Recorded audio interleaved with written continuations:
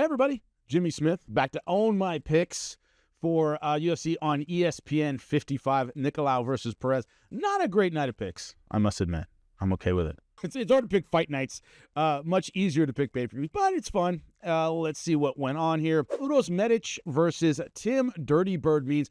I took Means in this one because he was a 2-1 underdog, and I thought for double money against the guy as experienced as Tim Means, who does have some power, who has pulled some upsets previously in his career, I thought he was a good bet. I knew I was going with the underdog here, but I thought for the money, Tim Means was a good bet. He gets knocked out 2 minutes, 9 seconds into round number 1.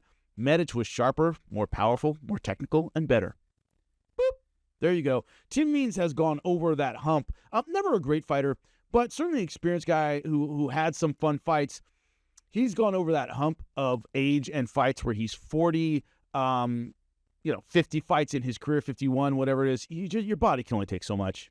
So the idea that he's won 1 in his last 5, I don't think we should see him fighting again simply because you could see the snap wasn't there, the quickness wasn't there. Medic looked good. It remains to be seen how far he can go in a very crowded welterweight division, but he looked sharp enough, and Means just looked bad. Knocked out very, very quickly in this fight. So I don't know if we're going to see him again. David Onama, Jonathan Pierce. I picked Jonathan Pierce to win this one based on his versatility, his ground game partly. I did think he won the first 2 rounds. Judges disagreed and gave a unanimous decision 29-28 to David Onama, who definitely won round number 3. But I thought Pierce did enough to win the first 2 rounds. I'm surprised at least one judge didn't see it that way. I thought we'd get at least a split on that, but a unanimous decision for David Onama. Pierce was able to take him down, able to get good positions. But we saw a lot of scrambles and exchanges. Let me digress for 1 second. Someone's jiu-jitsu, in competition jiu-jitsu or MMA or whatever they're in, is defined partly by how screwed you are when they get good position, right? The guy who gave me my black belts, Hey Diogo, he came up with Carlson Gracie, the original Carlson Gracie team, Vitor Belfort, Murilo Bustamante, Alan Goes, those guys, right? Valij Ismail. And he used to say, Jimmy, Ricardo Laborio passes your guard, it's over. So you're never getting out of there, right? If you're lucky, you don't get submitted. If you're really, really good, right? Amar Batesh, he goes, those guys pass your guard. You'll never get back. There's no scramble, right? There's no, I turn my back and then I do this thing. Jimmy, it's done. You're finished. So looking at Damian Maia, right? Gilbert Burns, those Chrome Gracie, those world level guys, when they get you in a bad spot, there's no scramble. There's no exchange. You're not going anywhere. You are defending until hopefully the round ends. So when you saw that in the Pierce fight, where people kind of get excited about grappling exchanges, with really good guys, there's no exchange. And with really good strikers, there's no exchange. It isn't bang, bang, and then you hit me, and then I hit you. It's bang, bang, slip, slip, and I hit you again. So when I was looking at the grappling here, Pierce was initiating and doing a good job positionally, but not a great job positionally. You saw the gaps that allowed a scrambled exchange, and Onama able to get out. And then round number 3, Onama, just the sharper striker, had a lot more gas. This was a theme, by the way, in this card. We'll get to the Silva and De Silva fight, is this idea that grappling done effectively should take more out of your opponent than you. If I take you down and I pass your guard and I put pressure on you and we stand up and I'm more tired than you are, I've done something wrong. And so that's what we see a little bit in MMA is people who have good ground games. A world-class grappler, you are exhausted when they're done, crushing you from top position. When you stand up again, you're out of gas, not them. And we saw a little of that where Pierce, I thought, did have a first good couple rounds on the ground. Round number 3, he was out of gas and got beat up, and the unanimous decision went toward David Onama. Although I did think Pierce won. I'm 0-2 with the picks. Now, Austin Lane, Honata Dennison, and Dennis taken down in round number 1. Once again, a theme. Austin Lane took him down. Ground and pound. Not a great jiu-jitsu guy, but did land some good punches on top. Clearly won the round. Was advancing. Feeling good. Round number 2, he gets in a ball again. Is dropping his hands. Look a little more fatigued. And Dennis knocks him out. 2 minutes, 12 seconds to round number 2. So once again, you're on top of a guy for a full round. He's carrying your heavyweight body. You're throwing punches. And then in round 2, you're sloppy. He should be sloppy. So, the technical side of the ground and pound was someone's off. If I'm hitting you and I'm on top of you, unless I go crazy looking for a finish, which he really didn't. He did have good pressure on the ground pound, but Austin never did that balls to the wall, I'm going to get this guy out of here, and it didn't work, and he ran out of gas. He didn't do that. But his inability to conserve his energy or take the energy out of his opponent, which is a more apt description, led to a fatigued performance in round number 2 against a hard-hitting heavyweight. You cannot get in punching range and have your hands down and be a little bit lazy, and he gets knocked out. Austin Lane, which is what I predicted. Dennison with the knockout in round number 2, so I'm 1-2 on the night. Corinne Silva versus Ariana De Silva.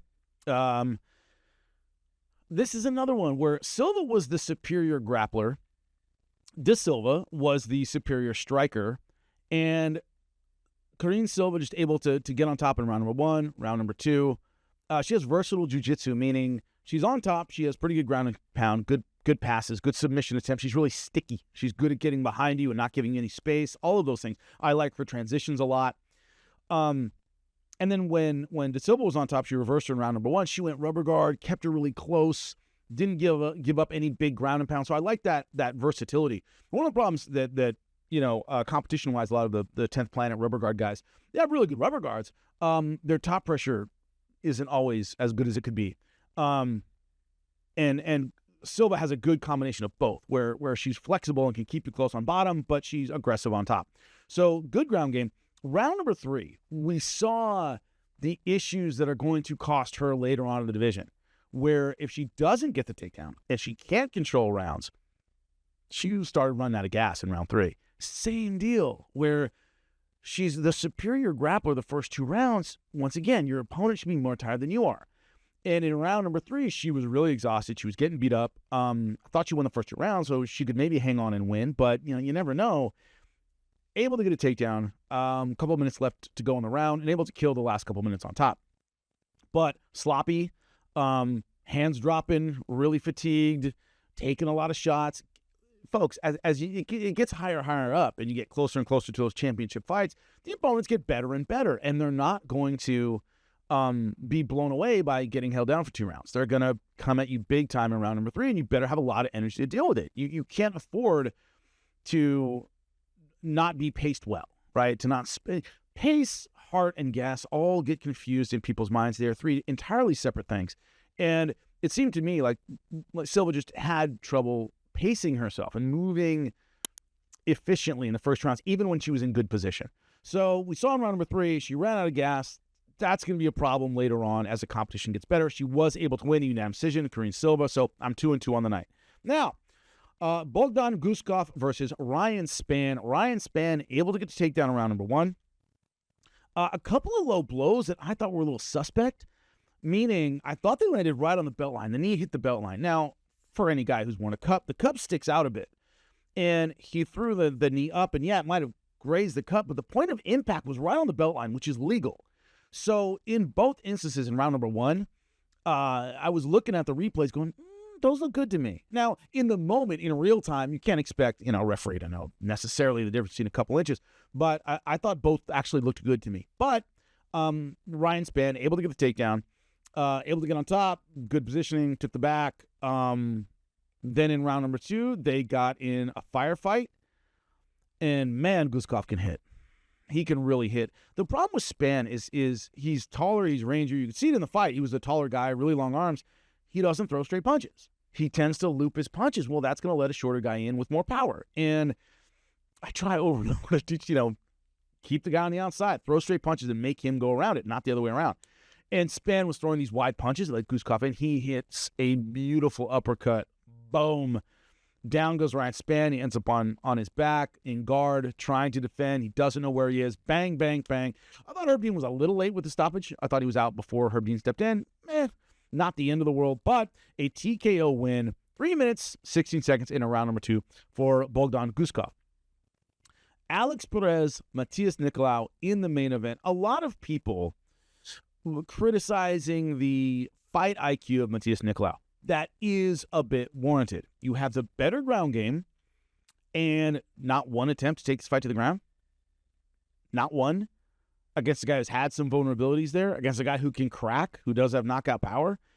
The issue is it takes a really, really special, disciplined kind of fighter to change the plan when everything looks good. You know what I mean? So as Matheus Nicolau in round number 1 is boxing pretty well, Perez came in with some big body shots and looping stuff. The body shots got in clean, by the way. You see on the replay, Nicolau blocked the other ones very, very well. Left hook over the top, kind of stunned Perez in round number 1. So he was doing well in the kickboxing. It's very difficult to convince a fighter who is doing well, right? He wasn't beating Perez up by any stretch of the imagination, but he was doing all right in the kickboxing that, hey, your real advantage here is taking this guy down. At least feint some takedowns, make him worry about it, go for some what we call snatch single age, snatch high crotch, and just reach for something to let the guy think about something else. That'll open up your striking game a little bit, right? And I don't believe the pressure was on Nicolau enough to do that. So he sticks with the stand-up. It was going okay until 2:16 of round number 2. Bang! Beautiful shot. Drops Nicolau right to his butt. It is instantly over. Once again, the criticism of the fight IQ are warranted, but you have to understand very few fighters will change up a game plan that is doing well.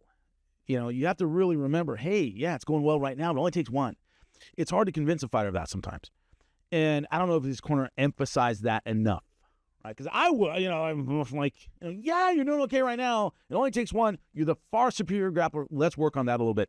And that wasn't a factor. And Perez able to get the knockout, salvaging maybe his UFC career. 4 in a row is usually the magic number when you're thinking about getting cut. But Nicolau ends up losing. He falls to 19-4-1. Alex Perez able to turn things around. My overall picks 2-4, bad on the night, but hey, it happens on fight night cards especially. But the theme of this card to me was when you grapple, do it efficiently, and your opponent will be more tired than you at the end, and you won't be the one later on in the fight huffing and puffing. Your opponent will be. So that's high-level MMA stuff. Hopefully the fighters on this card who do move up to that level make that note and change things around. So give it a like, subscribe, let me know what you think in the comments section. Talk to you again soon. Later.